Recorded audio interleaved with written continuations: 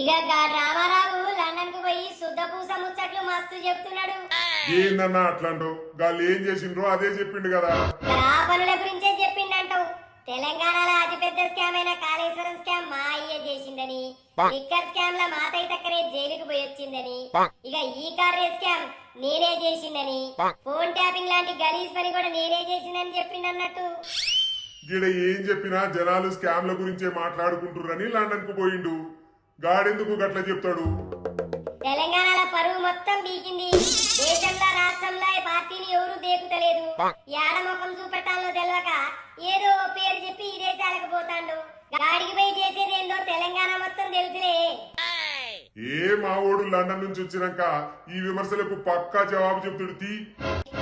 ఈడుంటే ఏ కేసులో ఎప్పుడు ఏ బొక్కలో ఏతన్న భయంతో ఏం జవాబు చెప్తాడు? గదేందో ఆయనే జవాబు చెప్పినప్పుడు చూద్దాంలే. పోదాంపా తీ.